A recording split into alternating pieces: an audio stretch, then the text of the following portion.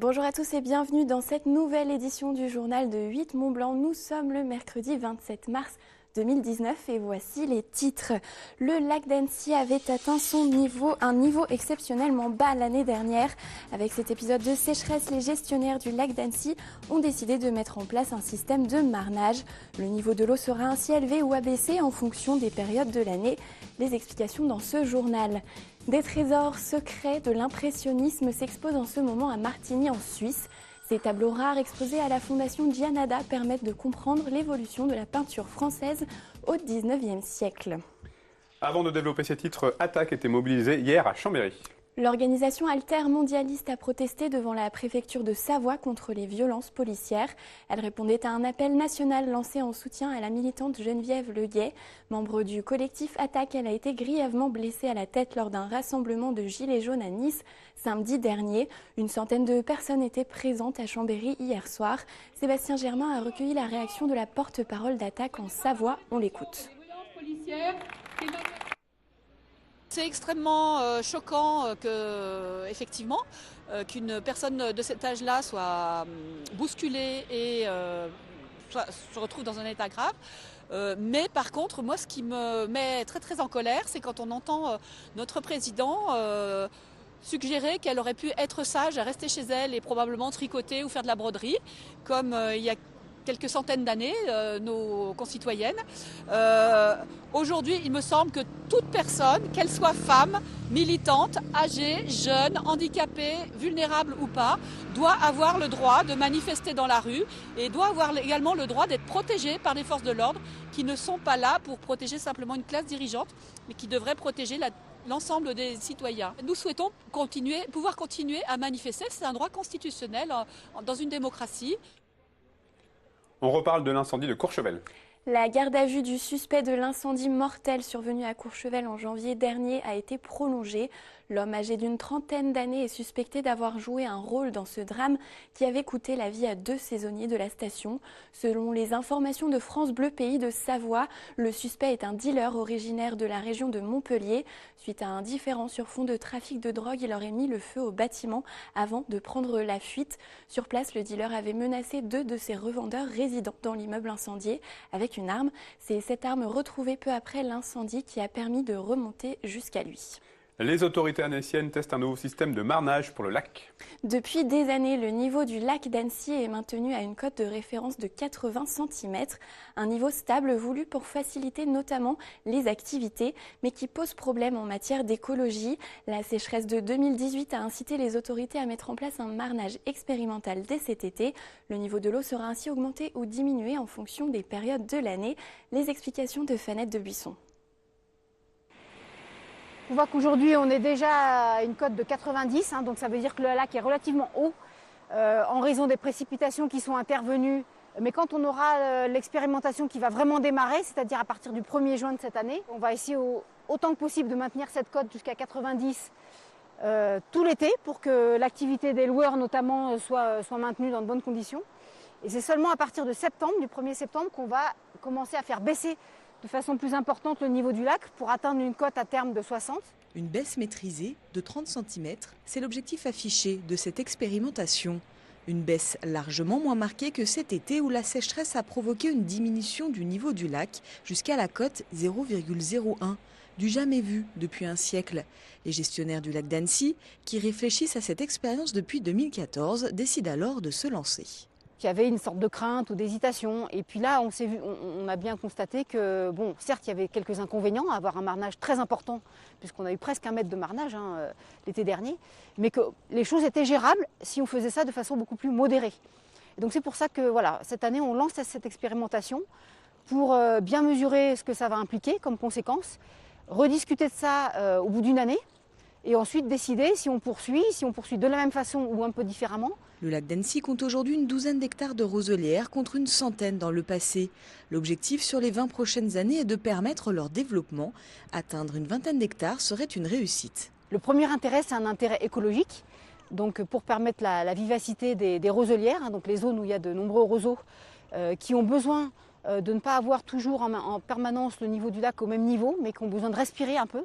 Et donc on fera varier ce niveau-là pour permettre une meilleure respiration de ces zones-là, qui sont des zones à la fois très riches écologiquement, pour les poissons, pour les oiseaux, et puis qui ont un rôle important en matière d'épuration du lac d'Annecy et d'épuration de l'eau. Le lac d'Annecy retrouvera sa cote de référence historique de 80 cm entre le 1er mars et le 1er juin. Il faudra attendre plusieurs années pour en voir les effets bénéfiques sur les roselières. Une expérimentation similaire a été mise en place il y a 2 ans sur le lac du Bourget. La mission locale Faucigny-Mont-Blanc accompagne les jeunes de 16 à 26 ans à la recherche d'une formation, d'un emploi ou simplement d'aide et de conseils sur leur orientation professionnelle. Dans le cadre de ces missions, elle a organisé ce mardi un rallye de l'alternance entre Bonneville et Sallanches en passant par Cluses.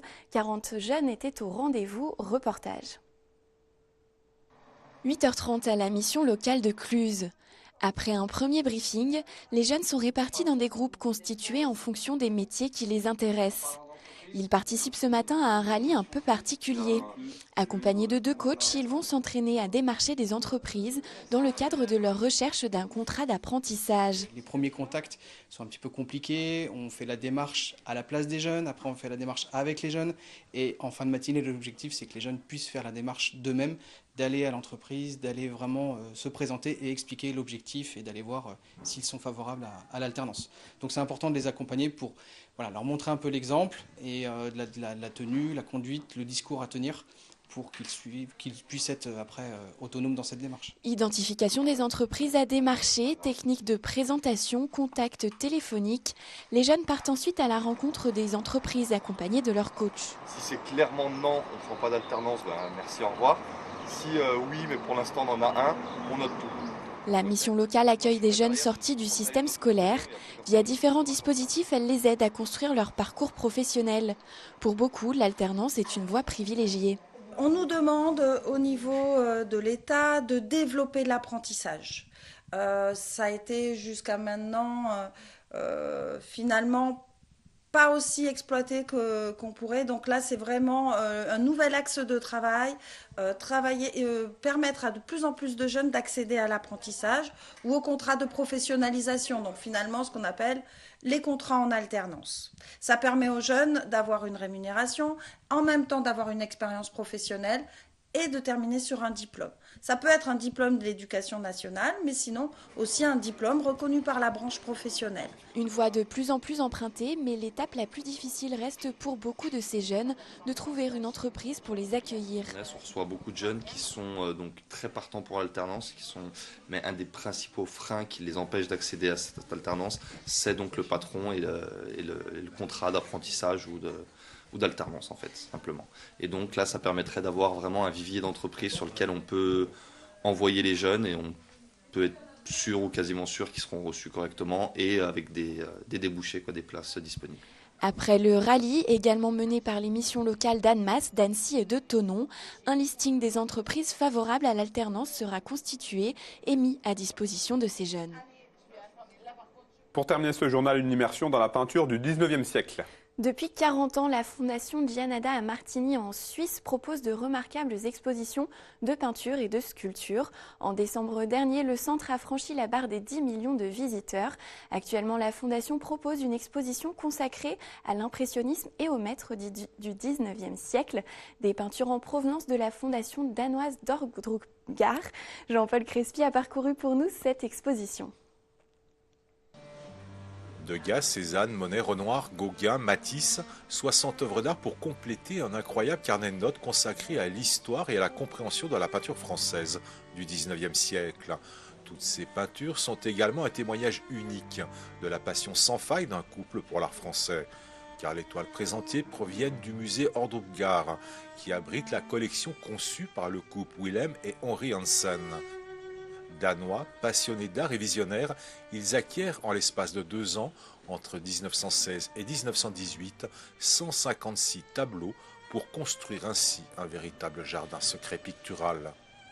Il commence déjà de voyager à Paris en 1893. Il va découvrir la peinture impressionniste dans les galeries. Il visite la galerie de Paul Rosenberg, Bernheim jeune. Il va dans les musées, il va au Louvre, donc au musée de Luxembourg. Et là, je pense qu'il veut comprendre comment est-ce qu'on arrive donc vers l'impressionnisme. Donc c'est certainement pour cela qu'il a commencé à acheter donc les romantiques, les réalistes, les pré-impressionnistes. Par amour de l'impressionnisme, Willem et Henry Hansen font construire en 1916 une résidence doublée d'une galerie de peinture, non seulement pour leur propre plaisir, mais aussi dans le but de rendre cet art accessible à un plus large public. C'était certainement un excellent homme d'affaires, mais aussi un passionné d'art. Il voulait partager aussi ce qu'elle avait, puisque quand la maison Ortrop-Gore était terminée, inaugurée en septembre 1918, il a ouvert tous les lundis sa demeure pour faire connaître aux Danois, au peuple danois, la peinture française. Et c'était très généreux de sa part, donc qu'il ouvre sa propre maison, sa propre collection. Reconnus comme l'une des plus belles d'Europe, les paysages lumineux de Corot, Monet, Sisley et Pissarro côtoient le naturalisme de Courbet, les natures mortes de Manet et Matisse, les portraits intimistes de Renoir et Morisot et l'imaginaire de Gauguin. En installant sur ses cimaises les trésors des maîtres français du XIXe siècle, la fondation Gianada rend un hommage appuyé à Willem et Henry Hansen. C'est la fin de cette édition. Merci pour votre fidélité à 8 Mont Blanc. Merci à toute l'équipe. Seb, je te laisse conclure. Quant à moi, je vous retrouve demain pour une nouvelle édition du journal de 8 Mont Blanc. Passez une très belle soirée.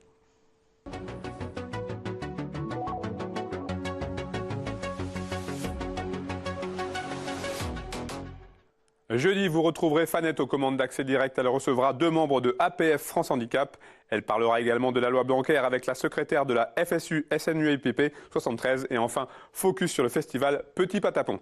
Si vous nous regardez en direct, retrouvez à partir de 21h Inukshuk, un film documentaire de Jean-Michel Jorda chez les Inuits. C'est la fin de cette émission. Vous pouvez nous suivre sur nos réseaux sociaux Facebook, Twitter ou encore Instagram. Et n'oubliez pas, le meilleur d'accès direct est à retrouver chaque jour sur notre chaîne IGTV. Passez une très belle soirée. Bye bye.